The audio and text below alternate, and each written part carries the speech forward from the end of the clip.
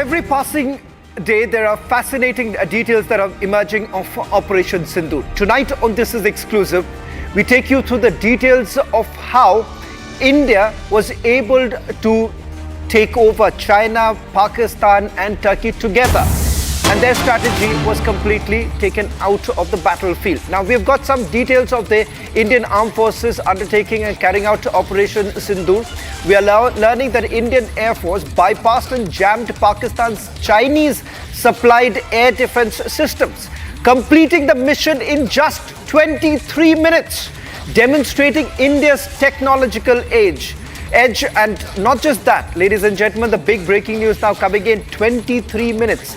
That's all that it took for India to complete the entire mission. Can we have that on the screen? In just 23 minutes. Operation was completed in 23 minutes, bypassing all defense systems. Now, these defense systems that were brought into place were supplied to the Pakistanis by the Chinese. So, clear indication of how Chinese weapons have also completely failed here. We'll stay with the breaking news now coming in because we're getting more details of how India was able to carry out this entire precision strike, and as far as this air defense system is concerned. Now, we are being told that the Chinese supplied air defense system was completed in just 23 minutes, demonstrating India's technological edge.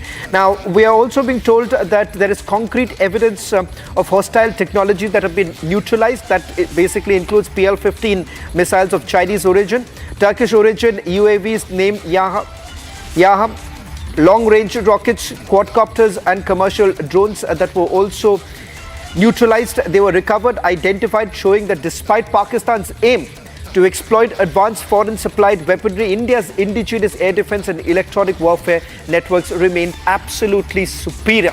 Now, details coming in 23 minutes, all that it took to complete this. Now, let's take you through the second breaking news now coming in. India's offensive strikes the targeted key Pakistani air bases Noor Khan and Rahim Yar Khan with surgical precision.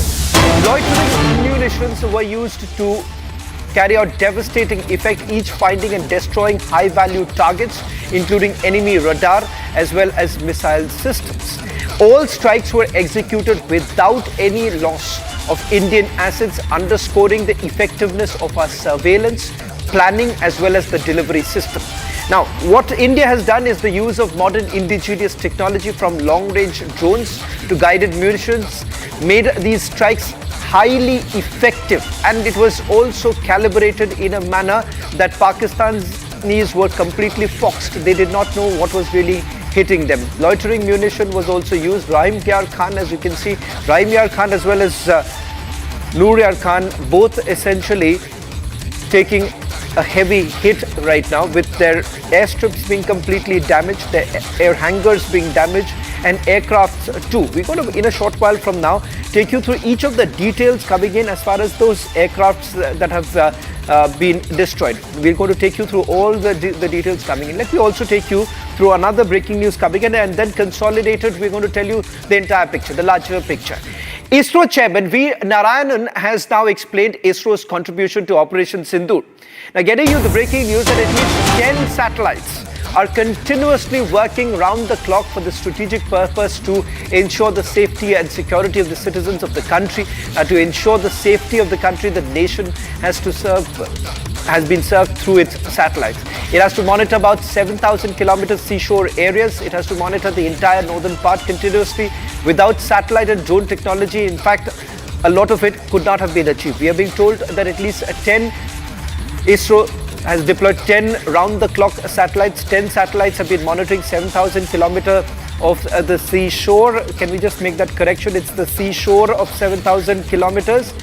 And we're going to take you through more details. We just pulled this out because there's some errors here. But just a consolidated report that we have, right, there's some very fascinating details. One, can you imagine the entire operation was completed in just 23 minutes? Now, this was all done because this was done in a precision manner. The fact that the identification of the targets, then using the weapons that would have ensured that there is very little detection. So there was no radar detection that has taken place.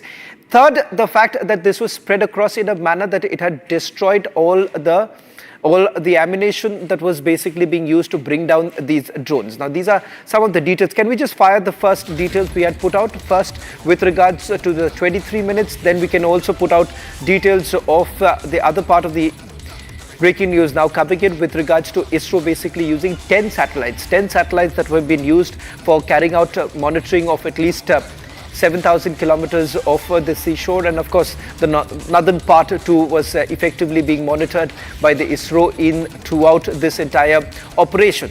Now we are also being told that as far as the details now coming in with regards to the operation, particularly about how you've had the air bases being targeted. Let's first listen in to the response that has now come in, how ISRO basically played a role in this operation. You know, we are having our neighbors, you all know, I need not explain. If we have to ensure safety of this country, we have to really serve through the satellite. We have to monitor the entire 7,500 kilometer seashore area, we have to monitor. And the entire northern part, we have to monitor continuously. Without satellite technology, without drone technology, we cannot achieve that. Today I am happy to inform that at least 10 satellites are continuously working, 24/7 working for the strategic purpose to ensure safety and security of the citizens of this country.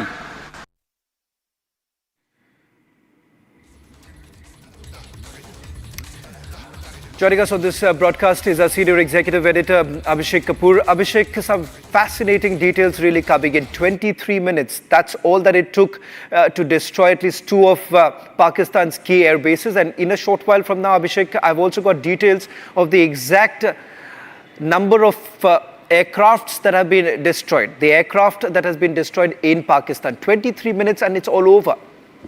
Well, yes, Shravan, but so far as that ISRO chairman's soundbite is concerned, I have two important takeaways from it. One, that he literally announced that India has 10 military satellites taking care of our defense, our national security up in the air, India's eyes in the sky, and from the seashore to the northern areas, the hills and the mountains, everywhere, they are taking care, and in fact, they perhaps played an important role in providing the exact coordinates leading to those precision strikes. Remember, in Noor Khan base, for example, you hit those exact areas where you wanted to hit. Similarly, in the Bulari base, you hit a hangar, which is like the only building on that runway, and then you hit exactly that right in the middle. So I believe that those coordinates were provided by those satellites that the ISRO chairman is talking about.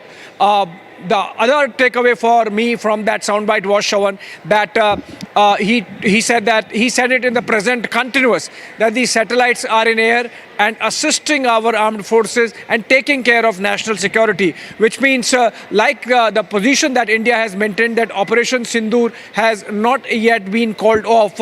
It seems that all the forces are working in coordination, and of course ISRO chipping in, and that also proves the kind of fantastic coordination work that took place in terms of collation of data and executing Operation Sindoor based on that data between various agencies, ISRO of course being one of them. Well, Abhishek, I'll just request you to stay on with us as we're getting in more details right now. Also coming up in a short while from now, the other big exclusive tonight of how there are back channel talks are basically going on with another country. But before that, let me now take you through the details of the number of aircrafts that have been destroyed in Pakistan. 20% of the Pakistan aircraft infrastructure has completely been destroyed. More details are basically out. Pakistan Air Force has basically lost 5 high-stake jets in the Indian Air Force strikes. I'm going to just quickly take you through some of the details that we have right now. Each of these aircraft that we're talking about, that Pakistan has been extremely proud of. Now, clear indication of what has been taken down. As we are putting it, we have basically struck their thunder, because we're talking about the JF-17, we're talking about the F-16. At least 5 of Pakistan Air Force's aircrafts have been taken down. Mirage 5, this is the 1960 era French-designed ground attack aircraft that has been taken out. Let's quickly move on. Mirage 5, which is equipped with outdated aerial combat systems. Now, this is what the Pakistanis have lost. Lacks modern electronic warfare capabilities. Mirage 5 down. Can we have the others going in right now? This is the other aircraft that has been taken out, JF-17 sets, Pakistani-Chinese co-developed JF-17 Thunder jets have been shot down. This, what you see, that the Pakistanis are extremely proud of, because they believe that this can take on perhaps the Rafales, is what they had made an argument. Likely engaged by IF's Rafales and Su-30 MKIs. Remember, the Su-30 MKIs are the ones which have been used for firing the Brahmos, armed with PL-15, I beg your pardon, missile, which were confirmed damaged. PL-15 used, fired by the JF-17s, taken down. Let's move on. Now, this is the third aircraft, F-16. Remember, the F-16, the Pakistanis believed was the counter to the Rafales that we have. It turns out they've lost this also. US supplied F-16 equipped with missiles taken down. This was taken down too. Let's just quickly move on. The other details coming in. Loss is significant because F-16s are part of what Pakistan calls their superior fleet. That too has now been taken down. Now, Saab 2000, this happens to be, remember, there another aerial aircraft. It's a high-tech aircraft that was shot down at the PF base in Bholari. Saab 2000 AWACS. Now, the AWACS, remember, was taken down on the second day itself. That basically rendered the radar systems crippled to a greater extent. Saab critical for the Air Force's airborne surveillance. So basically, essentially looking at whether at all any enemy aircraft can be detected.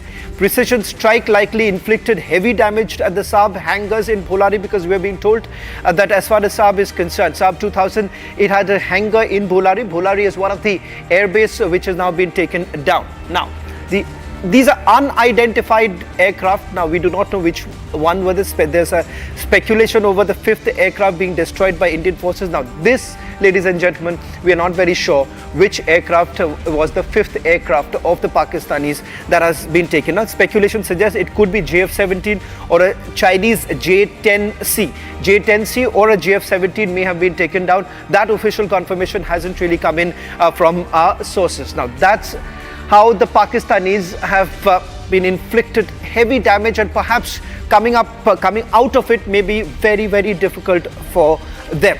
Ladies and gentlemen, things are really moving fast right now with regards to these talks that are actually taking place. Tonight on This Is Exclusive, we get you details that have really not come out. How exactly is India and Afghanistan really cozying up?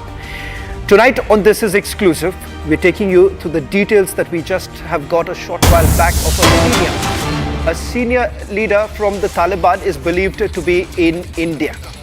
Sources in Kabul claim that Mullah Muhammad Ibrahim Sadr, a top security official in the Taliban regime, arrived in the country around 3rd of May.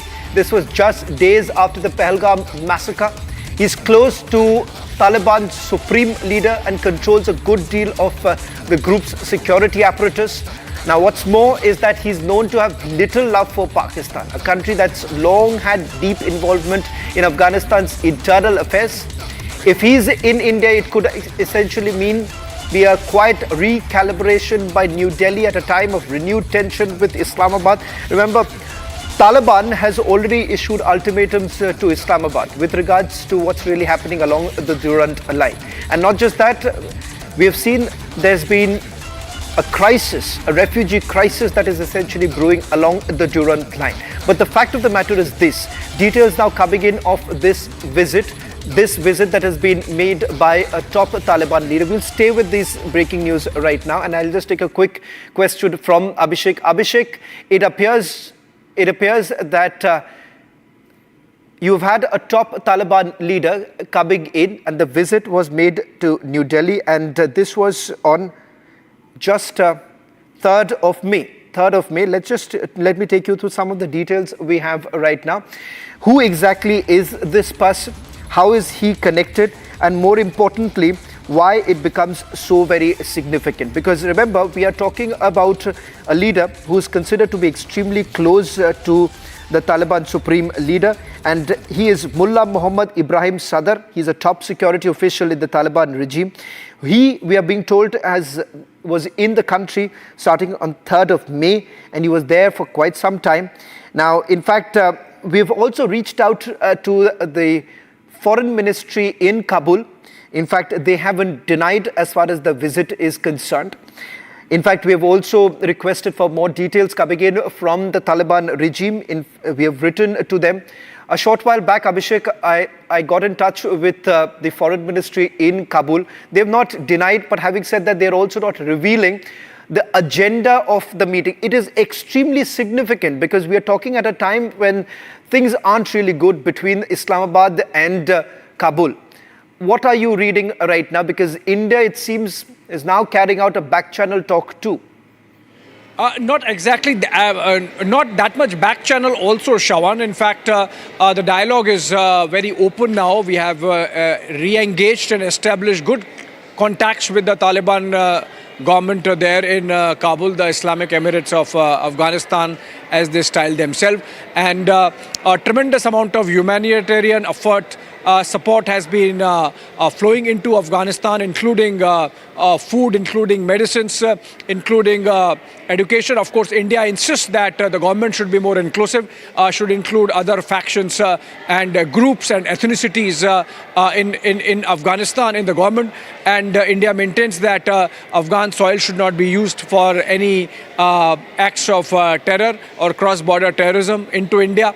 But then we are told that all this engagement is actually turning fruitful now. And this visit that you are mentioning about Mohammad Ibrahim Sadr, he was there in the first week of May, and amidst the heightened tensions between India and Pakistan, though of course not related.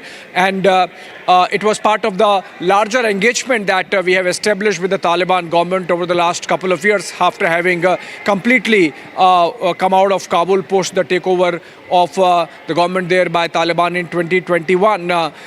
So those things are there in terms of India having reconnected with Kabul again, and to the benefit of the larger India-Afghanistan relationship. And Pakistan, of course, would be uncomfortable given the fact that in the present, as you rightly mentioned, Islamabad and Kabul are not in the best of terms on the issue of the Khyber Pakhtunkhwa province and the larger border between the two countries that's defined by the Durand line, which Afghanistan does not recognize. So obviously, in that backdrop, for an Afghan senior official, he is effectively of the rank of Minister of State, and he works in the Interior Ministry or the Home Ministry, as we call it here. And he was here for some specific purposes. And while we are not being shared about that, because officially, as yet, we do not recognize the Kabul regime, the visit itself gains significance, particularly because it came just a week or so after India's Joint Secretary in the PI division, as it is called, the Pakistan, Afghanistan, Iran division. He visited Kabul and met with many of the senior ministers and officials of the Taliban government there. Well, thank you very much, Abhishek. That's a significant development. Only network to get a confirmation with regards to the secret visit of a top Taliban leader here in the national capital. India has once again issued a strong rebuttal to China's attempts to rename certain places in Arunachal Pradesh, with Beijing refers to as Zhangnan, or the southern part of Tibet. The Ministry of External Affairs, responding to a fresh round of Chinese place in naming initiatives, dismissed the exercise as absolutely futile, reiterated India's stance on the status of the state. China, which claims Arunachal Pradesh as part of its territory, has often released maps with several places within the northeastern state renamed. Joining us on This Is Exclusive tonight is Arunachal Pradesh parliamentarian Tapir Gao. Mr. Gao, this is not the first time that we have seen this kind of an attempt that has been made. Now, is it yet again that the Chinese are trying to needle us, given the fact that we are already dealing with a situation on the western side? So good evening. Whatever the China is doing, it has got no meaning, because His Holiness Dalai Lama has also gave the statement that Arunachal was never part of southern Tibet or Tibet. So it is unnecessary on the part of Chinese government that they are giving some names inside Arunachal. Arunachal has never been a part of southern Tibet. It's a part of India, so there is no issue. They have meaninglessly giving name, rivers name, lands name. So we are totally condemned whatever the China is doing on Arunachal Pradesh. Mr. Gao, thank you very much for joining us on this broadcast. yet another initiative that the Chinese think that perhaps is going to needle India, but that's not the case. Ladies and gentlemen, that's all that we could pack in this edition of This is Exclusive. On the other side, my colleague Niranjan joins you with the forces first.